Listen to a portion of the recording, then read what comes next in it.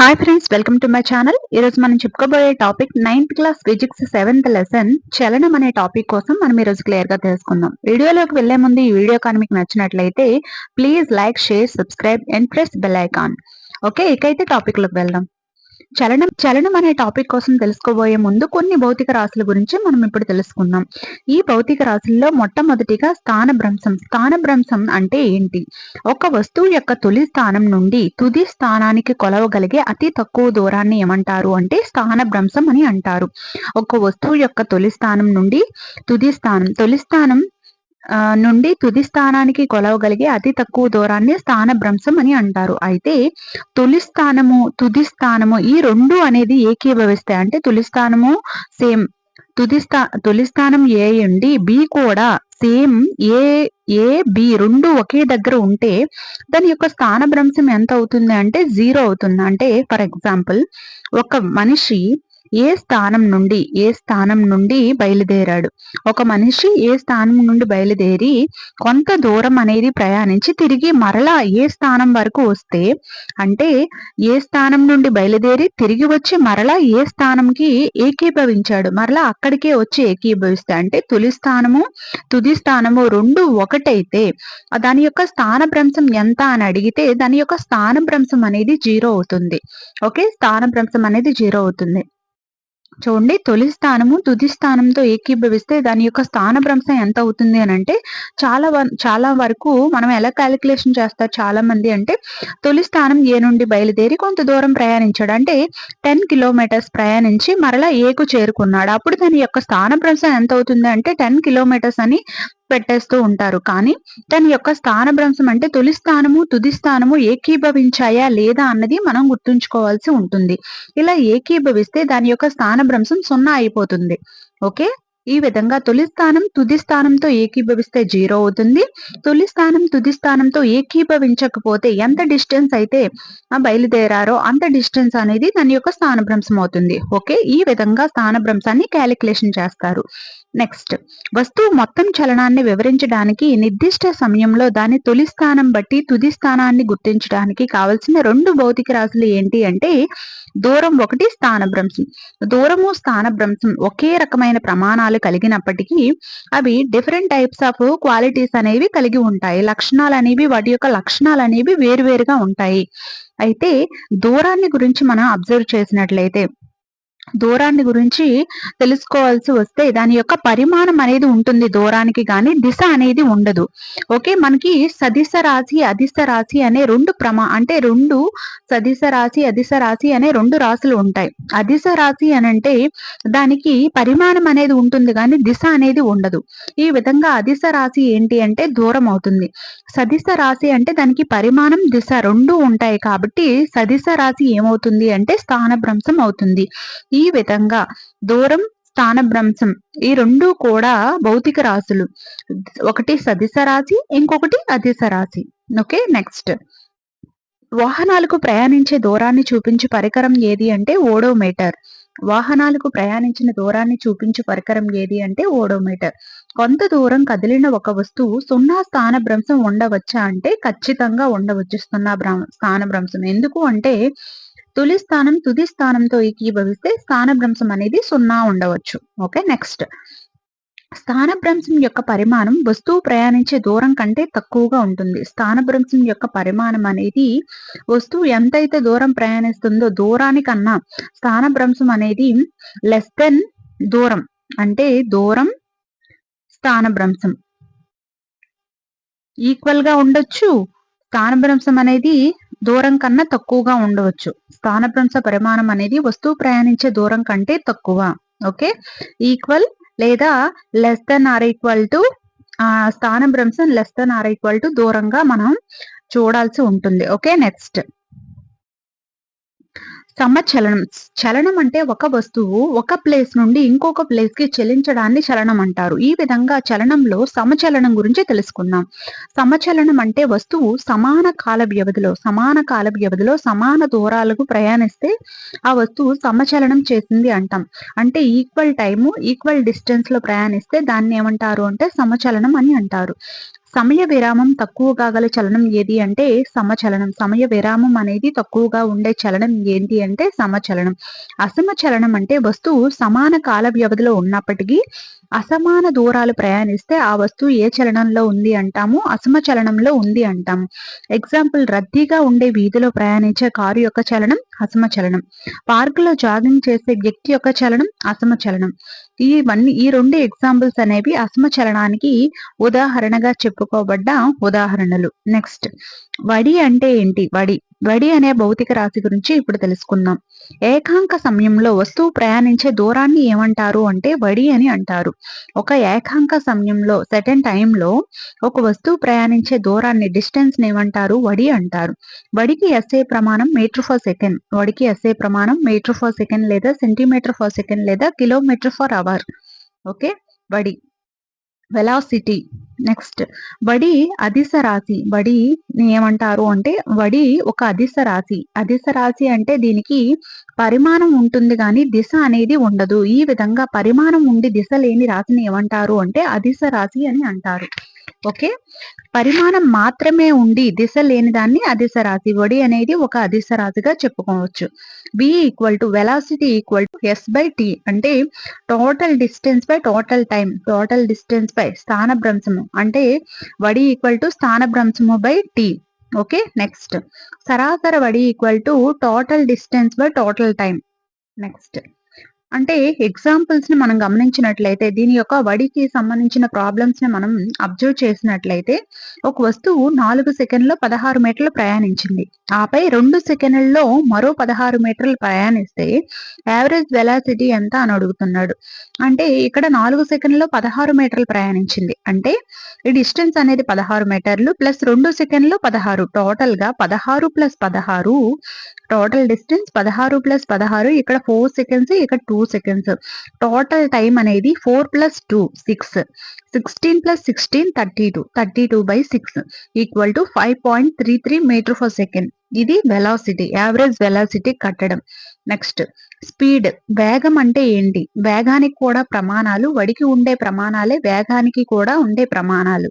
వేగం, వడి ప్రమాణాలు సేమ్ యాజ్ ఇట్ ఈస్ గా ఉంటాయి. వేగం ప్రమాణం metre per second, centimetre per second, kilometre per hour. Okay, next, నిర్దిష్ట దిశలో వస్తువు కదులుతున్న వడిని ఏమంటారు అంటే వేగం అని అంటారు. నిర్దిష్ట దిశలో వస్తువు కదులుతున్న వడిని ఏమంటారు అని అంటారు. అయితే యావరేజ్ స్పీడ్ ని ఏ విధంగా కనుక్కుంటారు అంటే తొలి వేగం, ఒక వస్తువు తొలి వేగము ప్లస్ తుది వేగము బై 2 చేస్తే మనకి యావరేజ్ స్పీడ్ అనేది వస్తూ ఉంటుంది. Okay, u plus v by T. u plus v by T equal to average speed. గాలిలో ధ్వని వేగం ఎంత? 346 మీటర్ ఫర్ సెకండ్. గాలిలో ధ్వని వేగం ఎంత? 346 metre per second. Next, examples ని కొన్ని వేగానికి సంబంధించిన ప్రాబ్లమ్స్ చేస్తే ఒక కారు తన ప్రయాణ కాలం 8 గంటలలో ఓడోమీటర్ ప్రయాణ ప్రారంభంలో 2000 కిలోమీటర్లు చూపించింది. ఓడోమీటర్ అంటే ఏంటి? దూరాన్ని, డిస్టెన్స్ ను కొలిచే మీటర్. కాబట్టి ఆ కారు స్టార్ట్ అయ్యేటప్పుడు 2000 కిలోమీటర్లు ఉంది అంట ఆ కారులో. ప్రయాణం చివరిలో 2400 కిలోమీటర్లు చూపిస్తే మధ్యలో ఉన్న డిస్టెన్స్ ఎంత అవుతుంది? 400 కిలోమీటర్ల డిస్టెన్స్ అనేది ఆ కారు ప్రయాణించిన లెక్క. అయితే చూపిస్తే కారు సరాసరి వడిని కిలోమీటర్ ఫర్ అవర్ లో, మీటర్ ఫర్ సెకండ్ లో చూపించండి అని అన్నాడు. అయితే ఇక్కడ మనకి సరాసరి వడి అని అడిగాడు. సరాసరి వడి అంటే average speed. Average speed equal to total distance by total time. Total distance ఎంత అయింది? 400 కిలోమీటర్లు బై టోటల్ హవర్స్ ఎంత? 8 హవర్స్. ఈ విధంగా మనకి ఈ 50 కిలోమీటర్ ఫర్ అవర్ వచ్చింది. 50 కిలోమీటర్ ఫర్ అవర్ ని మీటర్ ఫర్ సెకండ్ లో మార్చాలి అంటే 5/18 మీటర్ ఫర్ సెకండ్ తో మల్టిప్లికేషన్ చేయాలి. 50 ఇంటూ 5/18 తో క్యాలిక్యులేషన్ చేస్తే 13.9 మీటర్ ఫర్ సెకండ్ వస్తుంది. ఓకే, నెక్స్ట్, ఉష 90 మీటర్ల పొడవైన కొలంలో ఈదింది. ఆమె 1 నిమిషంలో 180 మీటర్లు ఈదుకుంటూ ఒక చివరి నుండి ఇంకొక చివరికి సరళ రేఖా మార్గంలో వెనక్కి వచ్చిన సరాసరి వడి, సరాసరి వేగాన్ని కనుక్కోమన్నాడు. సరాసరి వడి అంటే ఆవిడ చేసిన total distance by total time. 1 నిమిషంలో ఎంత డిస్టెన్స్ చేసింది? 180. అంటే ఇక్కడ నుండి స్టార్ట్ అయ్యి తిరిలా మరలా అక్కడికే వచ్చింది. అంటే మనకి వడి అనేటప్పుడు దూరము బై కాలం మనం క్యాలిక్యులేషన్ చేస్తాం. అంటే 180 మీటర్లు ప్రయాణించింది. 180 మీటర్ ఫర్ నిమిషం అంటే నిమిషాన్ని సెకండ్స్ లోకి మార్చుకోవాలి. 180/60 టోటల్ ఈ విధంగా మనం క్యాలిక్యులేషన్ చేసుకుంటే 3 మీటర్ పర్ సెకండ్ వస్తుంది. అయితే సరాసరి వేగానికి మాత్రం ఫార్ములా అనేది స్థానభ్రంశము బై కాలం. స్థానభ్రంశం ఇక్కడ ఎంత అవుతుంది అంటే స్థానభ్రంశం అనేది 0 అవుతుంది. ఎందుకు అంటే దాని యొక్క తొలి స్థానము తుది స్థానంతో ఏకీభవించింది కాబట్టి 0 కాలం ఈక్వల్ టు 0. నెక్స్ట్ త్వరణం అంటే ఏంటి? త్వరణం అంటే ఏంటో తెలుసుకుందాం. ఏదైనా సమయ వ్యవధిలో సమచలనంలో వస్తువు యొక్క త్వరణం ఎంత ఉంటుంది అంటే 0 ఉంటుంది. అంటే ఇక్కడ సమయ వ్యవధిలో సమచలనంలో అంటే చలనం అనేది సమచలనం అయితే దాని యొక్క త్వరణం ఎంత అవుతుంది అంటే 0 అవుతుంది. అది అసమచలనం అంటే దాని యొక్క త్వరణం మారుతుంది కానీ అంటే వేగంలో మార్పు అనేది వస్తే త్వరణం అవుతుంది. వేగంలో సమచలనంలో ఉండే వస్తువు వెళ్ళే వస్తువు అనేది సమచలనంలో ప్రయాణించే వస్తువు యొక్క త్వరణం అనేది 0 అవుతుంది. అసమచలనంలో ప్రయాణించే త్వరణమే మనం క్యాలిక్యులేషన్ చేస్తాం.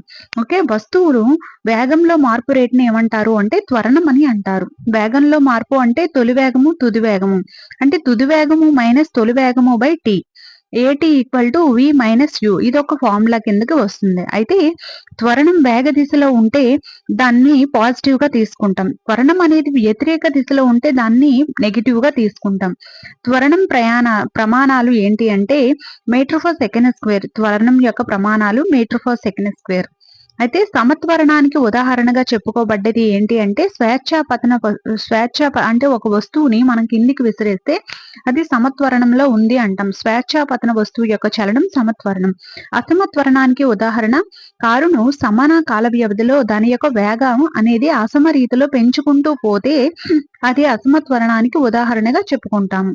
ఓకే, ఎగ్జాంపుల్ ని గమనించినట్లయితే రాహుల్ తన సైకిల్ ను నిశ్చల స్థితి నుండి స్టార్ట్ చేసి 30 సెకండ్లలో 6 మీటర్ పర్ సెకండ్ వేగంతో చేరుకున్నాడు.